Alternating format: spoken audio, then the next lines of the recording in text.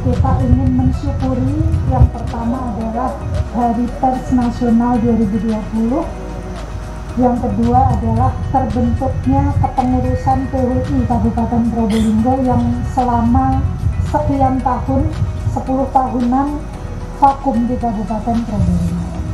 Mengundang panjenengan memang sengaja ingin ngangsu kaweruh, ingin berbagi, ingin sharing pengalaman sekaligus pencerahan dalam kondisi disrupsi COVID-19, disrupsi industri 4.0. Kita semua tentu dan khususnya kawan-kawan wartawan yang menjadi counter dari seluruh berita, utamanya berita hoax yang hari ini luar biasa menjamur, baik itu di media sosial maupun di website-website yang tidak jelas ini. Bagaimana kita ingin bersama-sama, temanya luar biasa, bangkit dari pandemi sekaligus sebagai akselerator perubahan.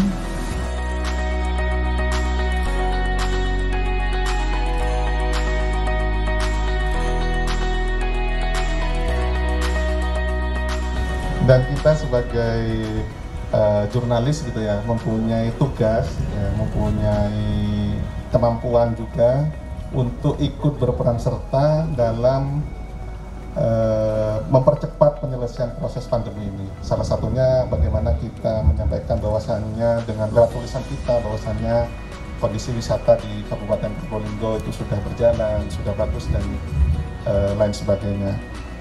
Karena itu kami ke depan tetap ingin berperan dalam proses pembangunan yang ada di Kabupaten Probolinggo untuk bisa berkolaborasi sebagai bentuk tanggung jawab media yang juga mempunyai tugas ikut memajukan daerah. Nah, sekarang ini memang sedang dikembangkan jurnalisme solusi itu. Jurnalisme solusi, jadi wartawan itu tidak hanya menulis masalah tanpa memberi solusi, tapi diharapkan jurnalis ini juga memberikan solusi terhadap sebuah permasalahan. Dan ini sekarang sedang berkembang di luar negeri, di Amerika, itu sudah seperti itu. Kalau selama ini kan wartawan iso ngeritik dan gitu yang nulis masalah-masalah tanpa memberi solusi. Nah ini sekarang sedang berkembang jurnalisme solusi dengan harapan media juga ikut berperan serta dalam proses pembangunan yang ada di daerah.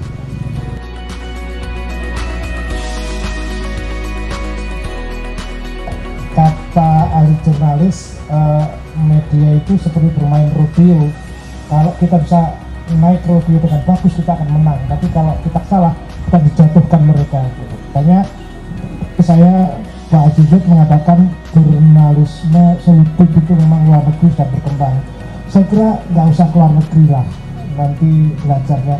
Kalau mau belajar solutif, teman-teman bisa belajar kepegadaian, bisa menyelesaikan masalah tanpa masalah.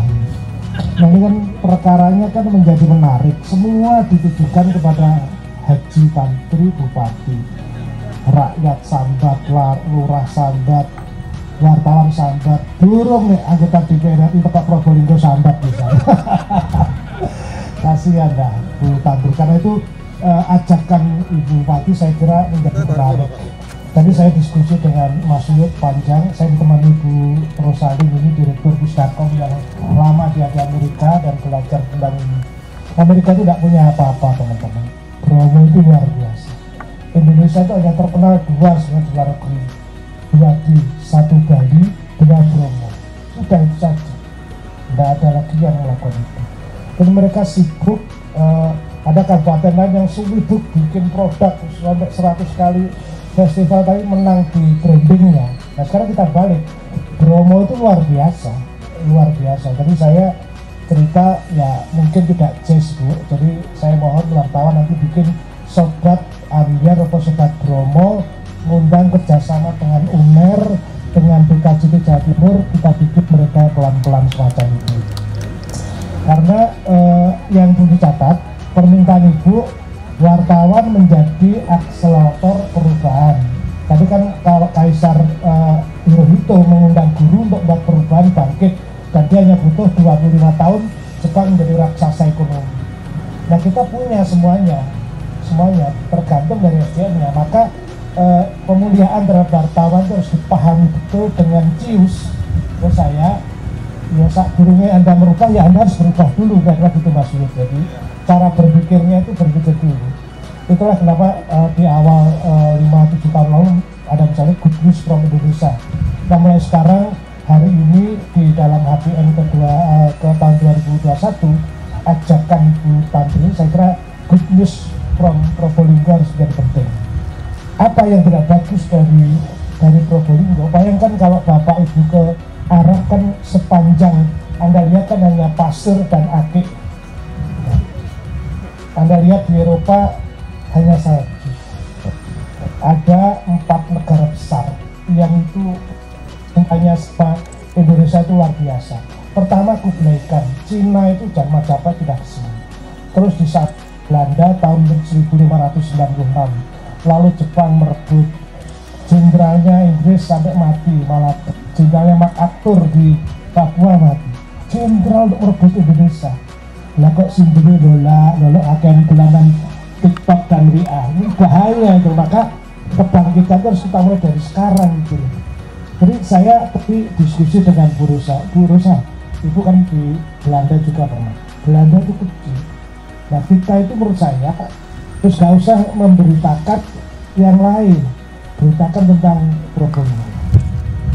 Ada satu usulan saya Bu, nanti mungkin bisa dilakukan bahwa mari kita, karena rumusnya pekerjaan modern digital disrupsi itu adalah kolaborasi.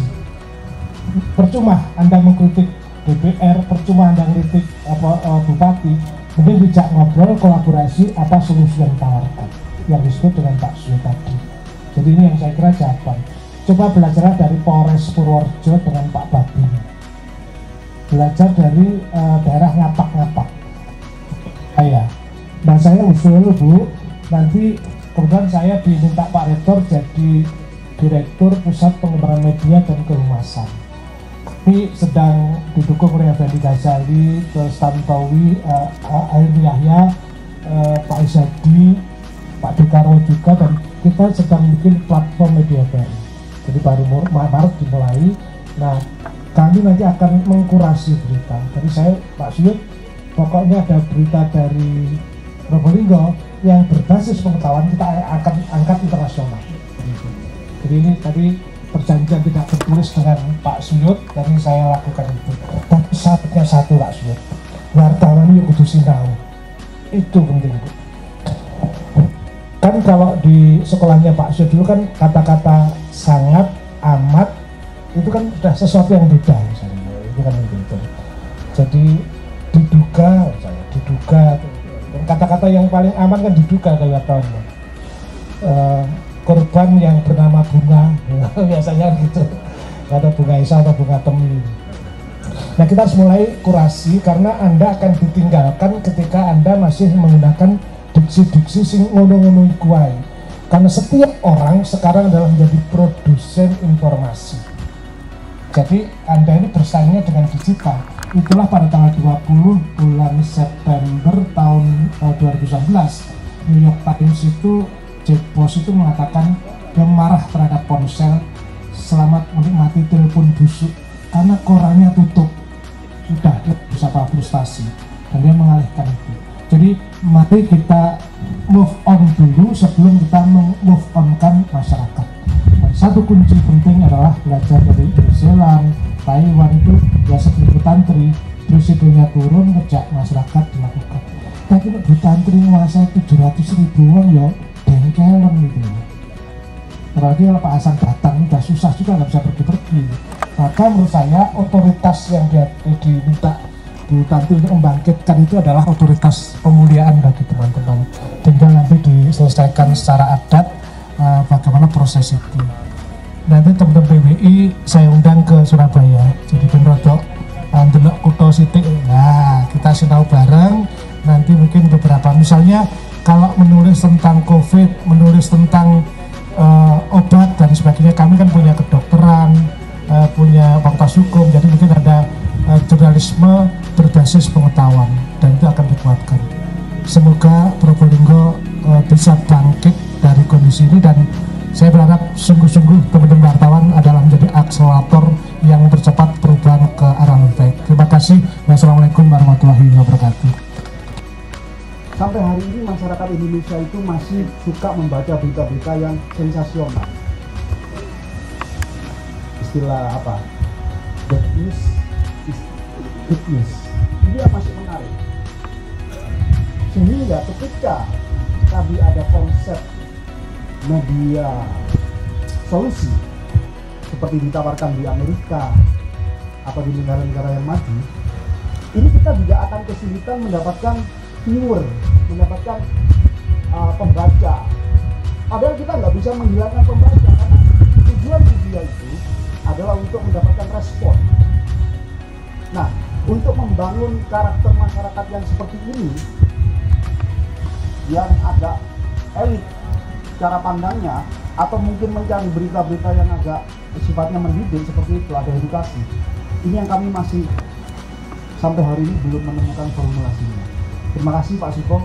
Saat ini peran media sudah mulai tergeser oleh media sosial, entah itu YouTube, Facebook, ataupun IG. Bahkan kadang-kadang wartawan itu kesulitan untuk mendesain bagaimana sekiranya berita mereka tetap layak dan laku di konsumsi publik. Dan pergeseran fungsi ini membuat wartawan banyak yang kemudian tidak mampu produktif karena memang minder. Jangan-jangan saya cuma nulis tapi nggak bisa dikonsumsi oleh publik, nggak bisa membuat kepala daerah ataupun pemangku kebijakan menjadikan berita-berita wartawan itu jadi referensi. Nah, pola komunikasi seperti apa, pola komunikasi tulisan seperti apa yang kira-kiranya bisa untuk memperkuat kembali keansihan fungsi dari pers ini, Pak Suko. Itu saja mungkin yang perlu saya tanyakan dan mohon dijelaskan pada Pak Suko. Terima kasih. Wartawan itu sebenarnya dasar intelektualnya bagus, tinggal kesediaan untuk hadir di situ. Bayangkan ngomong dia meliput 2 menit dengan peristiwa yang itu 3 jam, itu kan juga nggak masuk akal. Ada manipulasi di hukumnya, manipulasi dalam arti positif. Maka ada harus mengasah kepekaan, nyeritaknya peristiwa itu mendalami dan sebagainya, sampai kalau misalnya ada kecelakaan, itu ada pernah membayangkan orang celaka dan ada bau darahnya dan sebagainya. Sehingga tulisan yang keluar itu memang tulisan yang istilahnya menurut saya ada triknya itu, jadi magic triknya itu ada keluar gitu. Nah, nanti untuk kita bisa lebih teknis nanti kapan-kapan. Tapi kira-kira saya lebih fokus pada lokus. Kita tidak usah terlalu sibuk membicarakan misalnya kasus-kasus di Maluku, di macam, sudah fokus ada Probolinggo. Sehingga wartawan di Jakarta kalau ada Pak Bromo dia ngereferensikan, karena Anda penguasa Bromo, penguasa Probolinggo, betul banget itu. Yang kedua mungkin berkaitan pasti kan gini, teman-teman wartawan itu gini Bu, rata-rata dia anak buahnya Adam Smith berusaha sekecil-kecilnya untuk mendapat keuntungan yang sebesar-besarnya itu. Bukannya latar dosen juga itu, tapi jangan bilang ke asal.